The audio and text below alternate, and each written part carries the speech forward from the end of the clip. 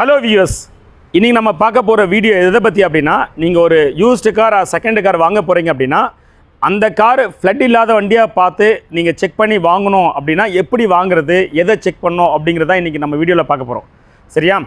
ஏன்னா இப்போது நான் கொஞ்சம் ரீசெண்டாக பார்த்த கார்களில் நிறைய கார்கள் வந்து பார்த்தீங்கன்னா ஃப்ளட்டட் காராக இருக்குது. எனக்கு ஒரு 2 கன்சர்ன் இருக்குது. இந்த வீடியோ ஏன் நான் வந்து ஸ்பெசிஃபிக்காக போட வேண்டிய அவசியம் வந்திருக்கு அப்படின்னா, நிறைய கஸ்டமர்ஸ் வந்து பார்த்தீங்கன்னா காரை வந்து அவுட்டரை பார்த்து பல இருக்குன்னு சொல்லிட்டு கூப்பிட்டுறாங்க. அங்கே பார்த்தா அது ஃப்ளட்டட் காராக இருக்குது. ஸோ இன்ஃபேக்ட் நான் என்னோடய எஃபர்ட்டுக்கு தான் அவங்ககிட்ட வந்து பார்த்தா சர்வீஸ் சார்ஜ் வாங்குகிறேன். ஆனால் எண்ட் ஆஃப் த டே அவங்களுக்கு அது ரெக்கமெண்ட் மீட் பண்ணல, அதாவது அவங்க கார் வாங்கல அப்படிங்கிற ஒரு கன்சர்ன் எப்பவுமே இருந்துகிட்ருக்கு. ஸோ அதனால் என்னோடய வியூ என்னென்னு கேட்டால், இந்த மாதிரி நம்ம இந்த வீடியோ போட்டோம்னா அவங்களே ஓரளவு வந்து பார்த்தீங்கன்னா ஃபில்ட்ரு பண்ணிவிடுவாங்க. ஸோ தட் நம்ம போய் பார்க்குறோம் அப்படின்னா அந்த காரை ரிஜெக்ட் பண்ணுறது பதிலாக அந்த காரை வந்து பார்த்தீங்கன்னா வாங்கக்கூடிய தகுதியில் இருக்கிற மாதிரியான காரை அவங்க சூஸ் பண்ணி கொடுக்குற பட்சத்தில் அவங்களுக்கு வாங்கிக்கலாம், என்ன ரேட் கொடுத்து வாங்கலாம், என்ன ரிப்பேர் பண்ணால் அது சரியாயிடும், இன்னும் பெட்டர்மெண்ட் ஆகிடும், இருக்கிற சின்ன சின்ன விஷயமும் அப்படிங்கிற ஆங்கிளில் அந்த காரை அவங்களுக்கு வாங்குறதுக்கு நம்ம வந்து ஓகே கோஹெட் வித் இந்த காஸ்ட்டு நீங்கள் வந்து பார்த்தீங்கன்னா நெகோஷியேட் பண்ணிக்கங்க, இவ்வளோ ரிப்பேர் மட்டும் இவ்வளோ காஸ்ட்டுக்கு இவ்வளோ ரிப்பேர் பண்ண வேண்டியிருக்குன்னு சொல்லணும் அப்படிங்கிற அந்த இன்டென்ஷனுக்காக தான் இந்த வீடியோவை நான் உங்களுக்கு அப்லோட் பண்ணுறேன். சரியா? இப்போ நான் உங்களுக்கு சொல்கிறேன், ஒரு ஃப்ளட்டட் காரில் என்ன மாதிரியான வந்து எங்கெங்கே டிஃபெக்ட் எந்த மாதிரி இருக்கும், எப்படி அதை வந்து நீங்கள் கண்டுபிடிக்கிறதுக்கான வழி இருக்குது அப்படிங்கிறத நான் உங்களுக்கு ஒன் பை ஒன்னாக காட்டேன். Let's move on. நீங்கள் என்ஜின் பேலவே பார்த்தீங்கன்னா தெரியும் உங்களுக்கு, அலுமினியம் ஆக்சிடேஷன் நிறைய நடந்திருக்கும்.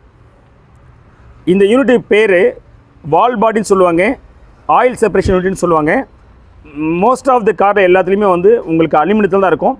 தண்ணி பட்டா என்ன ஆகும்னா இந்த அலுமினியம் எல்லாமே அலுமினியம் ஆக்சிடேஷனாக மாறிடும். இங்கே பாருங்கள், வெள்ளை வெள்ளையாக இருக்குது பாருங்கள், வித்தியாசமான கலரில் இருக்குது பாருங்கள்.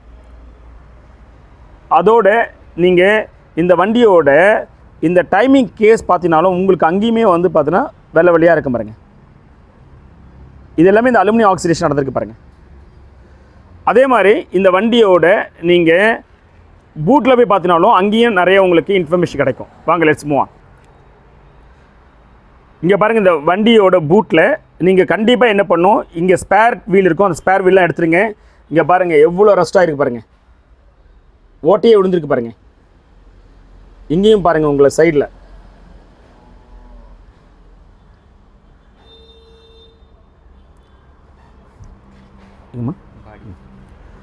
அதே மாதிரி இங்கே இந்த பாடியில் பார்த்தீங்கன்னா உங்களுக்கு நல்லா ரஸ்ட் தெரியும் பாருங்கள்.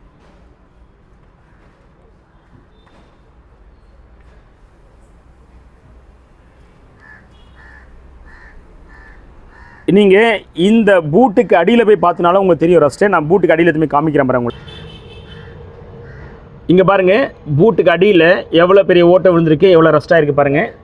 அதோடு இங்கே பார்த்தீங்கன்னா உங்களுக்கு இங்கே வீல் ஹப்புலையுமே வந்து ரஸ்ட்டாக இருக்கும்.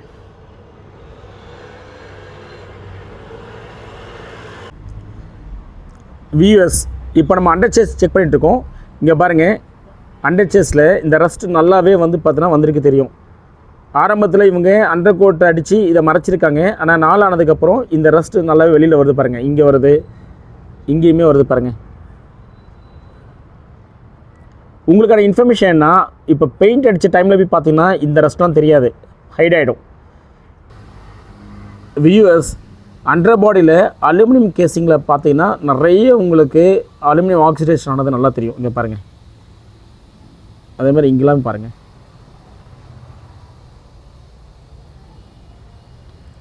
நல்லா கூர்ந்து கவனிச்சுனா தான் தெரியும் உங்களுக்கு அந்த அலுமினியம் ஆக்சிடேஷன் ஆனதெல்லாம். இந்த அலுமினியம் ஆக்சிடேஷன் ஆனதெல்லாம் வண்டி ஃப்ளட் ஆனதுக்கான உங்களுக்கு எவிடன்ஸு.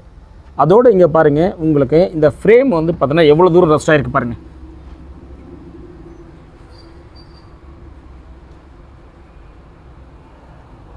எவ்வளோ தூரம் ரஸ்ட் ஆகிருக்கு பாருங்கள். இந்த ஃப்ரேம் எதனோட ஃப்ரேம் அப்படின்னா, இங்கே பாருங்கள், இதுதான் வந்து ரேடியேட்டர்.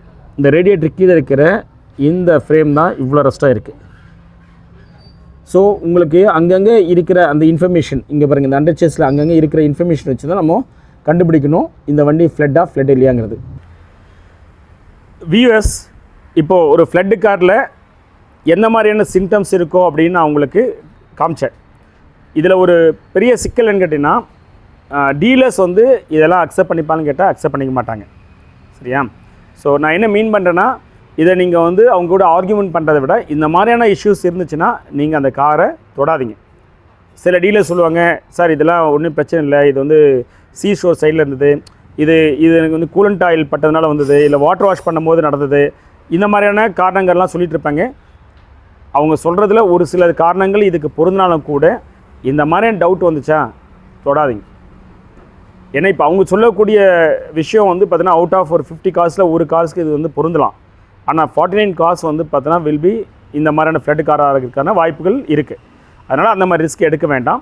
அது போக இப்போ நான் சொன்னலையா, இந்த சிம்டம்ஸை தாண்டி இன்னும் வேறு சில வழியாகவும் நீங்கள் வந்து ஃப்ளட் காராக இல்லைன்னு கண்டுபிடிக்கலாம். அது என்னென்னா, வண்டியை நீங்கள் காரை ஸ்கேன் பண்ணி பார்த்தீங்கன்னா அதில் நிறைய எலக்ட்ரானிக் டிவைஸில் எரருக்கு நிறைய காட்டும். அந்த எலக்ட்ரானிக் டிவைஸில் நிறைய எரர் காட்டுறதுனாலே கண்டிப்பாக அது ஃப்ளட்டட் காராக இருக்கிறதுக்கான வாய்ப்புகள் ஜாஸ்தி.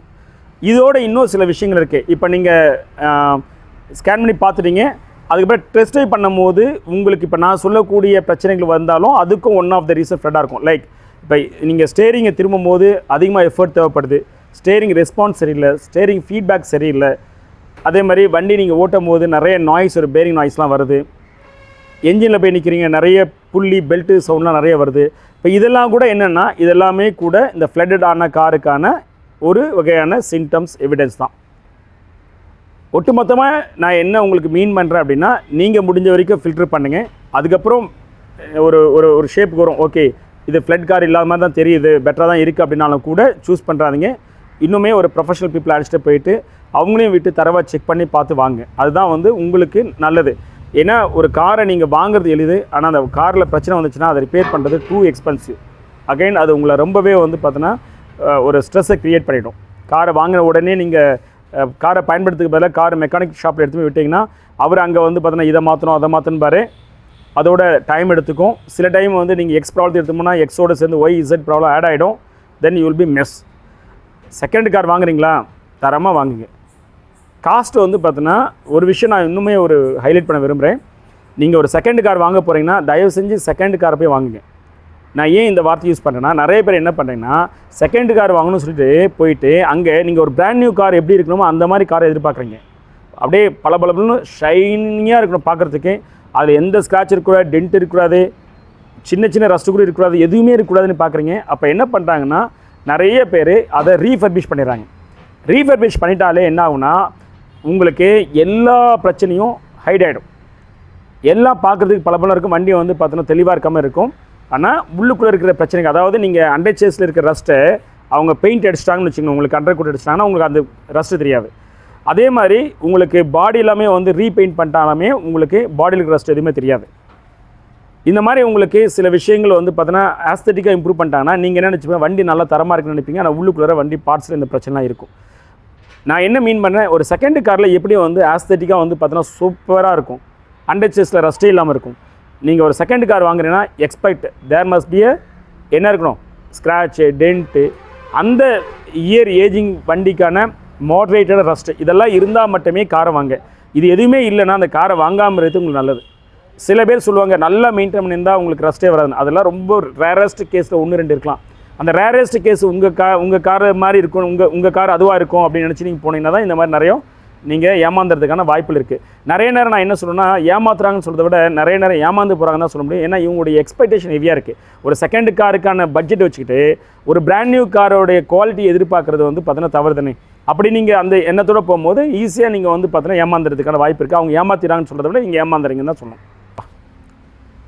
வியூவர்ஸ், உங்களுக்கு ஒரு ஃப்ளட்டட் காரை எப்படி வந்து பார்த்தீங்கன்னா செக் பண்ணி வாங்கணும் அப்படிங்கிறது இந்த வீடியோ உங்களுக்கு ஒரு இன்புட்டை நல்லா கொடுத்துருக்குன்னு நினைக்கிறேன். நம்ம சேனலை இன்னும் நீங்கள் சப்ஸ்கிரைப் பண்ணணும்னா ப்ளீஸ் சப்ஸ்கிரைப். தேங்க்யூ.